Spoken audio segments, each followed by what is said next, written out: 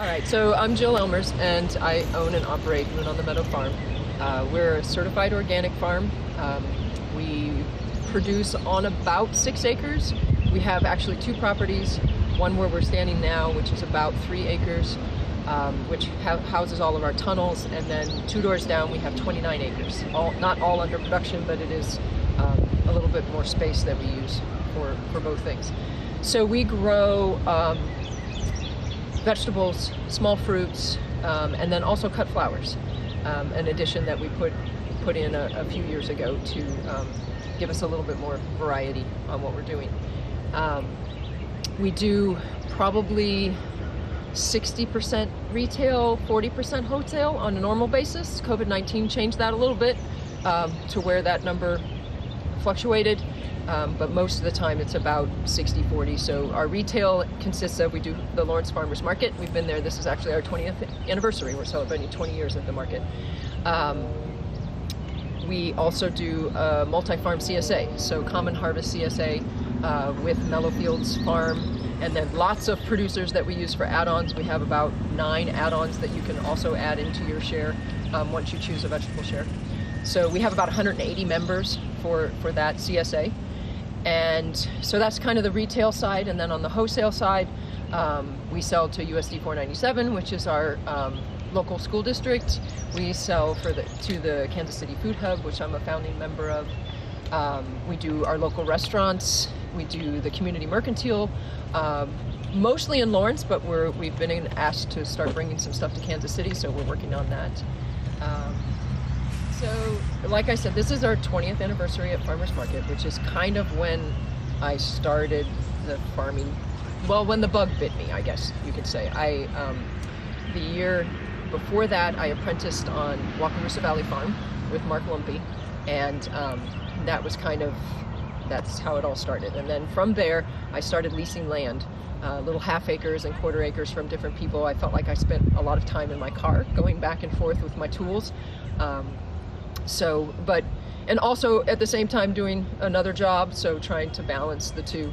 And we landed here at our current location in 2006. I had been renting some of the land from the gentleman who owned the farm, and he needed to sell to go on and do something else, and so I had first dibs on it. And so we bought the 3.5 acres where the house is and all the tunnels.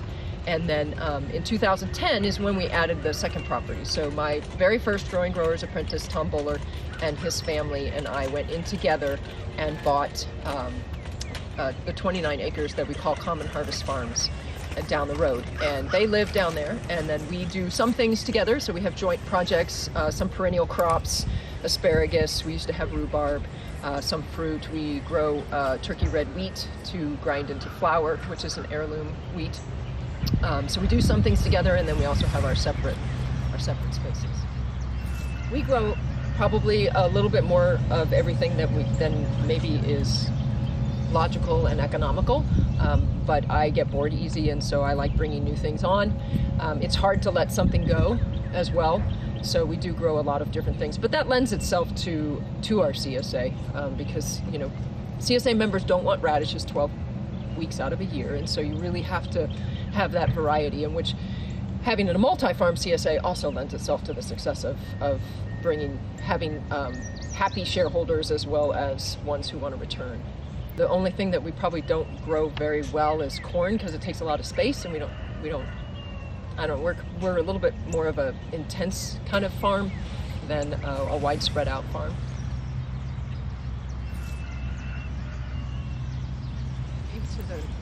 To the cut flowers, we started by growing everything there was to grow, and have really honed that down a little bit to where we take the different seasons and we say, okay, in our bouquets we want the 7 different types of flowers. You have your focal flowers and your greenery, and there's categories, and so within those categories we have decided, okay, we're gonna grow this, and this for that category, and this, and this for that category, and so we've honed that down a little bit.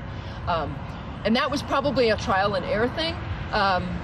I did not realize that growing flowers was quite as complicated as it is in terms of when you pick, how they're grown, you know, you don't want blooming flowers on a flower farm. You want blooming flowers from a flower farm blooming in the customer's house. And so you pick them so differently than you would expect from just your garden, you know, in your backyard.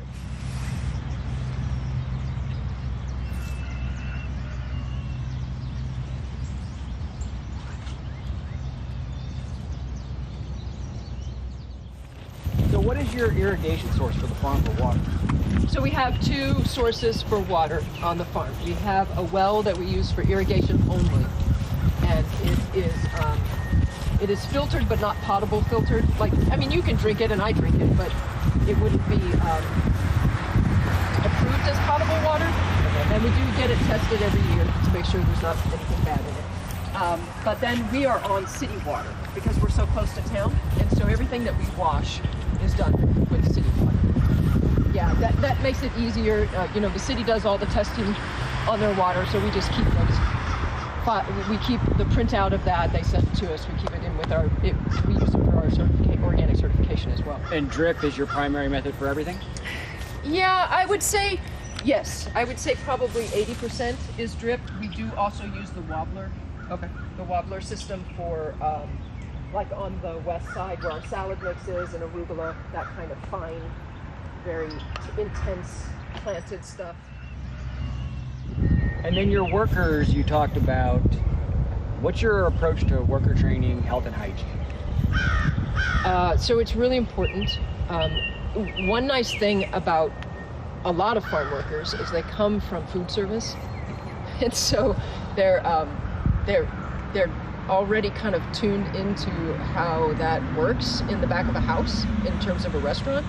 And so we do an initial training with our new workers on their very first day, and we give them a sheet that says, look, this is these are the things, and some of these are logical, but I still need you to read through them and remember them. You know, like, you always wash your hands when you go to the bathroom. You always wash your hands when you come in from the field before you bag anything or process anything. You know, lunch is in a certain area, smoking is in a certain area. Don't come to work sick. Don't wear silly shoes. You know, that kind of thing. And so they get a printout that kind of focuses on those things that we think are important. And then, you know, in post-production, that is definitely a learning curve there.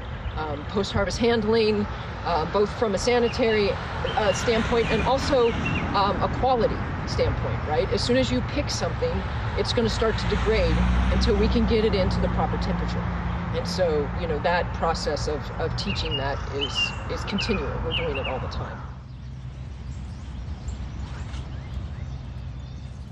This is a homemade walk-in cooler. So the one you saw outside is a pre-manufactured. We got it shipped. We bought the whole thing. This we built, and so it's made out of SIP panels, structurally insulated panels that are used to build houses. And we built it ourselves. It has essentially two rooms. The first room is what we call a cool room, and it's blocked off so that in the heat of the summer we can put our tomatoes in that front room, and it'll keep them cool but not cold, because in 90 and 100 degree weather your tomatoes will disintegrate quickly. And then the back room is where all the really cold stuff is. From the post-harvest standpoint, different commodities like to be held at different temperatures. So we have, I don't know, usually 4 to 5 employees each year. We do attempt to grow all year round. So we have for 8 or so tunnels, and we do plant things to produce all winter long. Over the last couple of years, we've decided that, you know, when the sunlight goes away for us at the end of November until the first part of February, everything comes to a screeching halt in terms of growing. And so it's not worth the effort during January to really do a whole lot of picking. So we decided a couple years ago that it might be a good idea to take a little time off and shut the doors, keep everything warm and covered, and then in February we start back up. You know, beginning farmers, I'd never recommend that you start with a CSA. That is the most challenging market, I think, because CSA members have to have a lot of variety. You have to grow it really well, and it makes it hard for someone who's first starting out. Farmers market is a lot easier retail venue to start in. I'm trying to move a little bit more towards a more of a teaching farm. We would like to have more apprentices here. We've done growing growers since the inception, which was a long time ago, and we really love that program. We think it's really, really valuable for the apprentices, and we would like to start bringing more of that onto the farm, and maybe even turn it into an incubator farm someday, where people could rent spaces and run businesses here. So, where are the young farmers, and what do they need from us as an agricultural community in moving forward? And to me, it looks very different than it does now, and so I think it's really important that those of us who are getting to this age need to start, sharing as much as we can and help and supporting them in whatever way it is. I mean, we have lots of urban farms, we have lots of small farms, we have micro farms, and that's where we're seeing a lot of production coming from. And then also on the cut flower world, I will tell you that there are loads and loads of young people interested in the cut flower industry, which there's lots of room for that as well.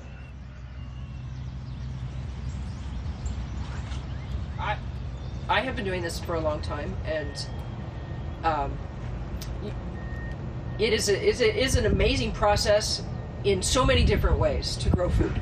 One, when you go to your markets or to your CSA pickups and you see people get excited for what you grew, right?